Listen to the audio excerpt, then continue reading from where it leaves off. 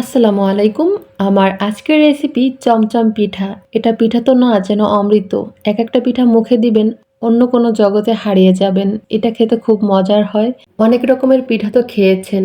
একবার এই চমচম দুধপুলি পিঠাটা খেয়ে দেখেন। এই শীতে একবার হলেও ট্রাই করবেন।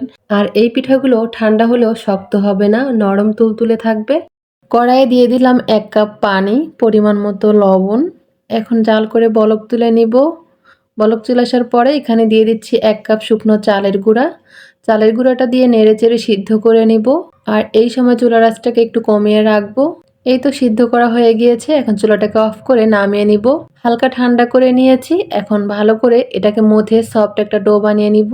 এই তো সফট একটা ডো বানিয়ে নিয়েছি। এখন এগুলো দিয়ে ছোট ছোট লেচি বানিয়ে নিব।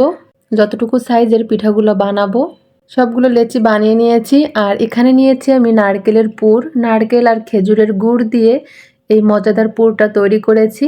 এখন একটা লেচি নিয়ে এইভাবে বাটির মতো বানিয়ে নিব। এরপরে ভালো করে মুখটাকে আটকে দিব। আর দুই সাইডের যে বাড়তি অংশ এটা ফেলে দিব। তারপরে উপরে ভালো করে সমান করে নিব। আর এই তো চমচম মিষ্টির শেপে একটা পিঠা হয়ে গেল। এই তো সবগুলো পিঠা বানিয়ে নিয়েছি।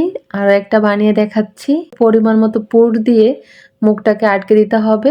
দুই সাইডের বাড়তি অংশটাকে ফেলে এইভাবে সমান করে নিতে হবে। ব্যাস হয়ে গেল আরেকটা পিঠা। আর পিঠেগুলো কতটা সুন্দর লাগছে। এখানে কড়াইয়ের মধ্যে দিয়েছি 2 কাপ পানি। আর দিয়ে দিলাম 1/3 কাপ গুঁড়া দুধ। আপনারা চাইলে লিকুইড দুধ দিয়েও বানাতে পারেন। দিয়ে দিলাম 1 চিমটি পরিমাণ লবণ, 2 টেবিল চামচ চিনি, আর দিয়ে দিলাম 2টা দারচিনি, 2টা এলাচ। নেড়ে চেড়ে বলক তুলে নিব। বলক চলে আসার পরে পিঠেগুলো দিয়ে দিব। দুধটাকে জাল করে ঘন করা যাবে না, কারণ এই দুধের মধ্যেই পিঠাগুলোকে রান্না করে নিতে হবে। আলতো হাতে পিঠাগুলোকে নেড়ে দিব একটু পর পর। ঢাকনা দিয়ে ঢেকে রেখেছি। আর চুলার আঁচটাকে এই সময় কমিয়ে রাখতে হবে।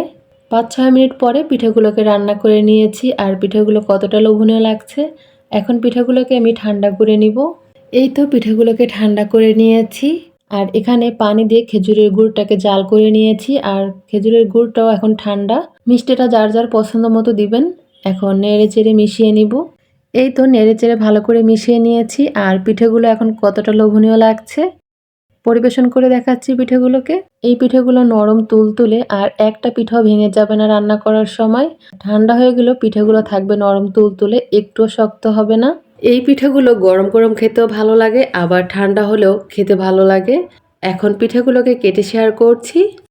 এই যে পিঠেগুলোর ভিতরে নারকেলের পুর দিয়ে ভরপুর, খেতে ভীষণ মজার।